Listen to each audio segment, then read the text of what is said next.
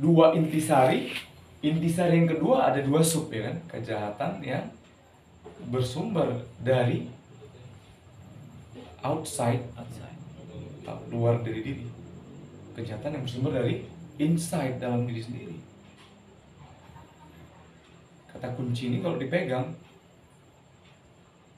gak sampai 5 menit. Oke, gak siap gitu. Gak lama dia, 3-5 menit aja. Tapi pakai kopean, itu yang gak digunakan. Harus jangan ditiru kita gak ada ilmunya, gak bisa. Suruh gak pakai catatan ya gak bisa.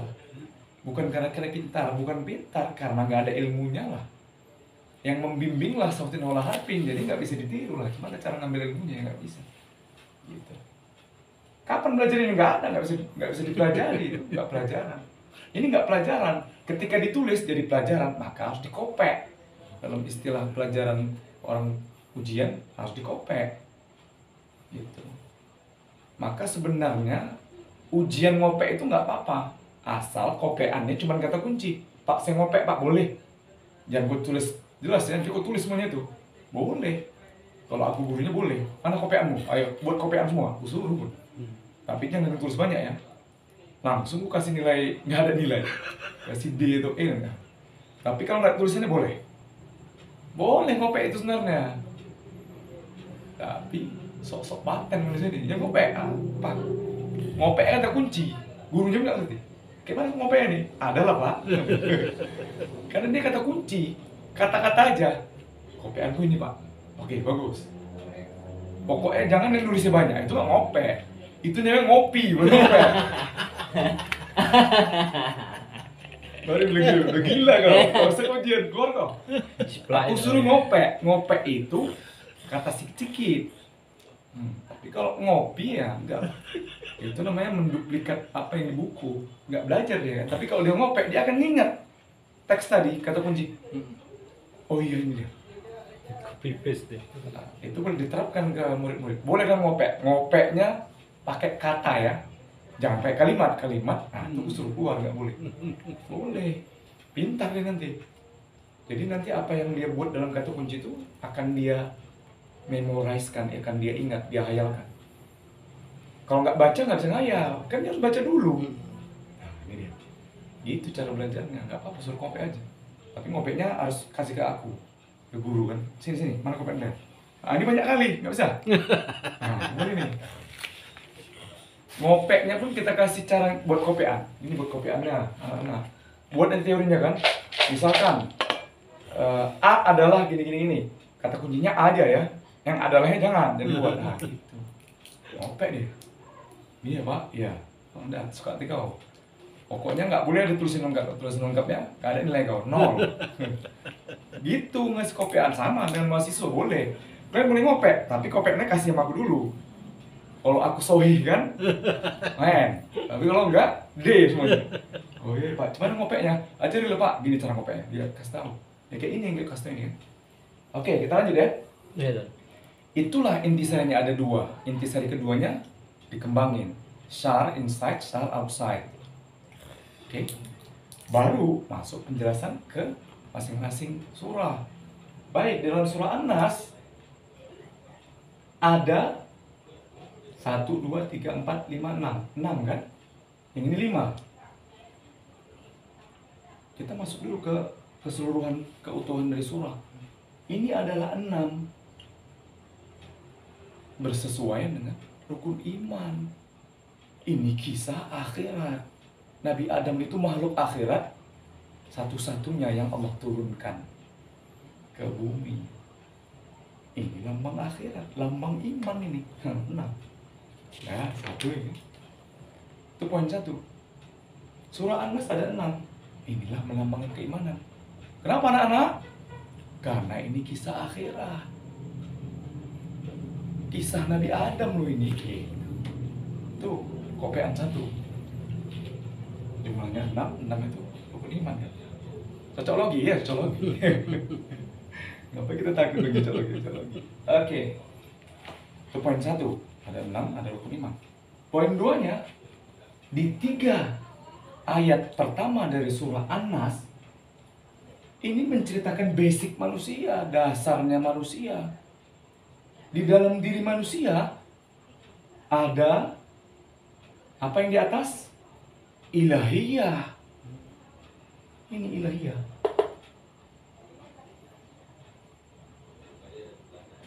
Ada Robbaniyah. Robbaniyah ini bawah ini. Khususnya dalam dada. Jadi apa kepala? Ilahiyah. Ilahiyah. Sama-sama Tuhan ini. Bawah Robbaniyah.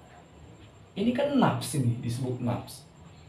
Disebut nafs yang kita pandang pakai basir kita, pakai mata kita yang kita kasih makan air tadi, itulah zohir. Yang dirasai sama yang dapat makan di dalam, itulah batin. Ditengok sama dalam, dikasih makan, nanti dalam tuh nengok. Nengok orang lain. Isinya hantu gitu loh. Isinya malaikat. Nampak dia orang dikasih makan. Orang dikasih makan cuma dia nengok. Nah, itu poin 2. 3 ayat. Yang pertama dari surah An-Nas. Inilah manusia. Apa itu? Ilahiyah, Rabbaniyah. Keseluruhannya disebut nafsiyah. Zohirnya itu yang dipandang sama mata luar. Batin itu dipandang sama yang di dalam, yang dikasih makan dan merasa ini. Oke? Ini baru.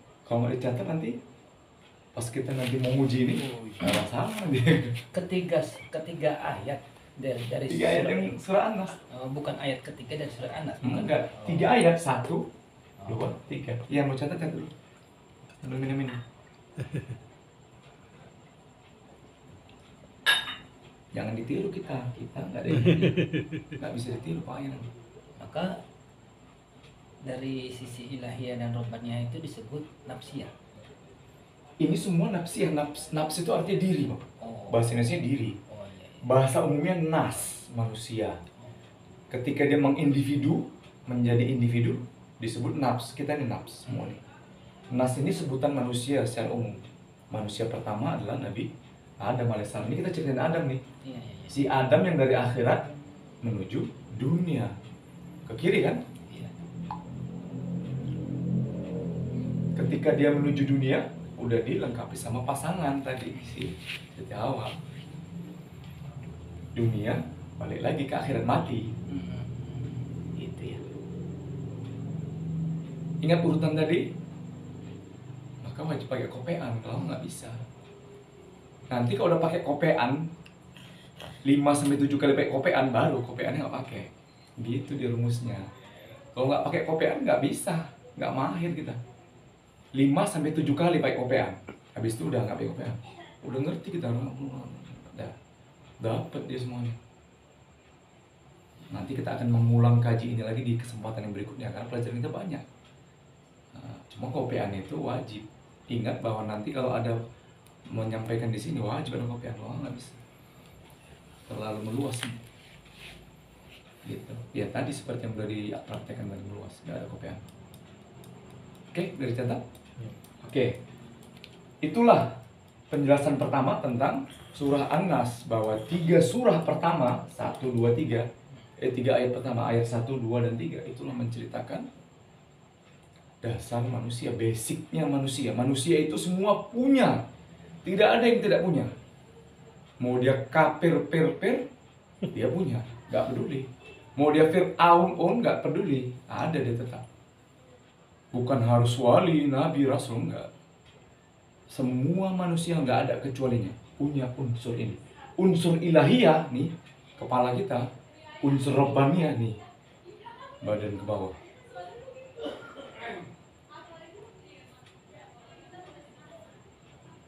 Oke, itu bagian yang pertama ya. Penjelasan tentang surah An-Nas. Bagian kedua atau poin 2-nya adalah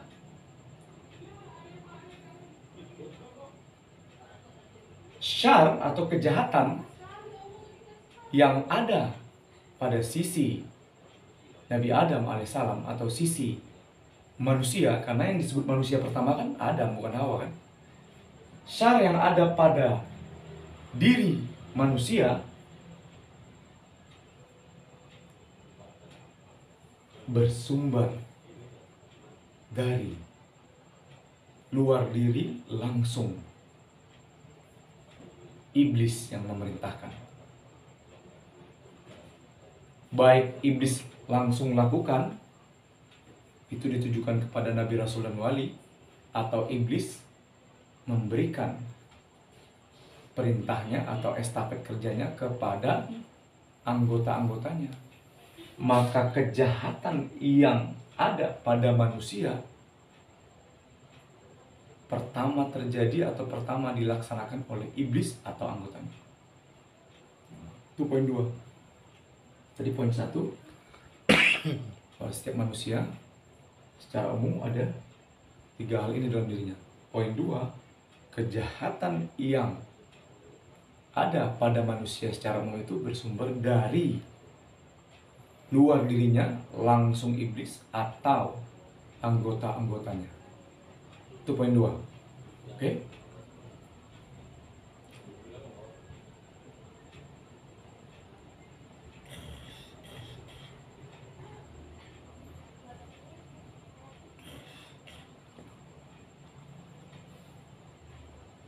Jadi kita dapat paham bahwa sumber kejahatannya itu berasal dari eksternal. Langsung iblis. Kalau Adam langsung iblis, nggak tembus, baru dia masuk ke Siti Hawa. Nanti kita masuk ke bahasan sana. Jadi sumber pertama kejahatan itu dari eksternal, dari iblis atau anggotanya. Itu poin 2. Poin 3, dan semua bermula dari dada manusia yang menutupi pusat diri manusia, yaitu qalbi. Dada manusia itu menutupi dia, menghijab sentral, pusat jiwa manusia, pusat diri manusia, disebut qalbi. Jadi sudur ini menunjukkan area terluas perasaan. Ini poin 3. Poin 2 tadi, kejahatan itu sumbernya langsung dari iblis atau anggotanya, dari eksternal ya, bersumber dari eksternal, yaitu iblis dan anggotanya. Jadi ingat, ini eksternal, luar diri. Baik itu adalah si iblis atau anggotanya. Poin 3-nya, permainan mereka ada di dada manusia. Yang isi dada manusia apa? Perasaan. Perasaan. Kenapa di dada? Karena dia menutupi pusatnya diri manusia, sentral manusia. Dia menutup itu, mau dihijabnya, maka dia bisik-bisikkan. Sudur apa area terluas. Iya, area terluas perasaan dalam diri manusia, yang tujuannya mau menghijab pusat sentral, sama itu artinya ya, pusat atau sentral diri manusia, dalam kurung qalbi. Itu poin 3.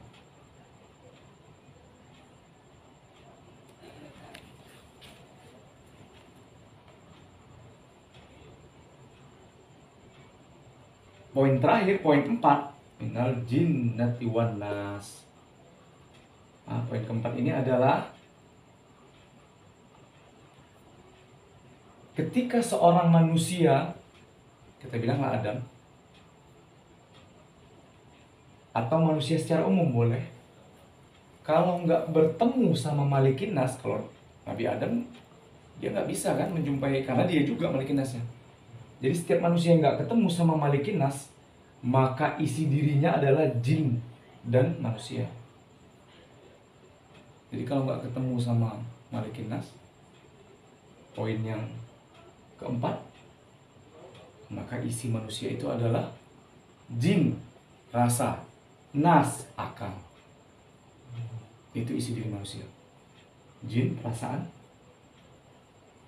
yang entah apa-apa, nas, akal. Oke, berapa poinnya? 4.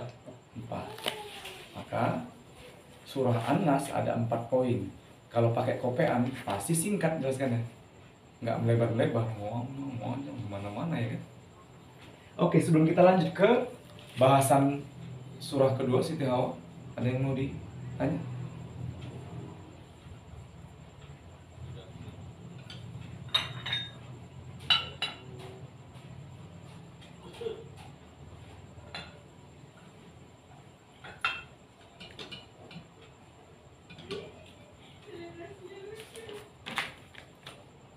Izin Tuan. Iya. Di sini kan pada poin kedua ini penekanannya bahwa eh, sumber kejahatan itu berasal dari eksternal, outsider ya, melalui bisikan iblis ataupun tentaranya. Lalu bagaimana dengan Malikinas, Robbinas, dan Ilahinas? Karena kan ini juga menentukan, artinya ketika ini tidak tersambung, maka tidak bisa mengcounter Khonas. Atau apakah walaupun ini tersambung tetap itu juga bisa tersusupi oleh was-was atau gimana Tuan? Karena kan apakah itu juga menjadi kelemahan di sini, bahwa apabila dua sisi ketuhanan ini tidak bersinergi, tidak terkoneksi, maka ini menjadi akses pintu untuk udah di iniin gitu. Apakah itu menjadi salah satu prasyarat juga gitu? Iya. Khonas ini nggak ada satu manusia pun yang bisa menghindari, kecuali yang kita kasih makan di muka kita. Nggak ada yang bisa menghindari itu. Intinya kan mohon perlindungan. Jadi nggak bisa dihindari Khonas itu. Manusia itu dasarnya ini loh, rasa, akal, ini dasar manusia. Udah pasti kena Khonas. Ini kan mau menyadarkan kita bahwa kita kena Khonas, maka aku harus mohon pertolongan, mohon perlindungan, mau. Kalimat sederhananya kan Bismillah, tolong ya Allah. Itu sama dengan Auzubillah, sama. Jadi tidak ada satu manusia pun yang tidak dikenai oleh Khonas, yang tidak disentuh Khonas, semuanya kena. Dan itu adalah hikmah. Kita nggak usah menghindar, karena kalau kita nggak pernah merasai digoda, dibisiki sama iblis, kita nggak tahu hikmahnya. Kita perlu belajar gitu. Bahkan para nabi-nabi pun ada tetap masuk Khonas, tapi mereka kan udah sadar gitu. Mereka lakukan kesalahan pun mereka langsung balik gitu. Jadi Khonas akan masuk ke siapa aja, akan masuk. Hanya counternya aja yang perlu kita sadarkan, karena intisari dari dua surah ini kan mohon perlindungan, itu yang pertama, itu poin yang paling utama, mohon perlindungan kan gitu. Kalau nggak ada poin pertama, nggak ada poin kedua. Poin kedua kan dari kejahatan gitu ya. Maka Khonas nggak bisa dihindari, wajib kita rasai. Itu adalah bagian dari makam la roiba. Kalau orang nggak masuk ke Khonas, nggak kena Khonas, nggak masuk di makam la roiba, makam meragukan, nggak masuk. Ya harus kena Khonas dulu. Karena apa? Manusia isinya rasa dan akal. Kalau rasa sama akal nggak bisa nggak kena Khonas, pasti kena. Oke? Nah, kita sepakat bahwa semua manusia kena Khonas, karena manusia itu isinya rasa dan akal. Kerjasama nih orang ini kerjanya. Kalau mereka saling mengenal, hidup wawnya. Ingat wow? Pernah kita bahas? Segitiga. Nah, kan mesti ngidupin wawnya kita, baru saling bermakrifat lah si rasa sama akal. Kau ya? Iya. Kau rupanya. Udahlah. Udah gitu jadinya. Oke? Ada yang bertanya sebelum kita masuk ke sini? Nah, itu surah An-Nas ya. Masuk ke penjelasan yang berikutnya, yang terakhir, surah Al-Falaq ya.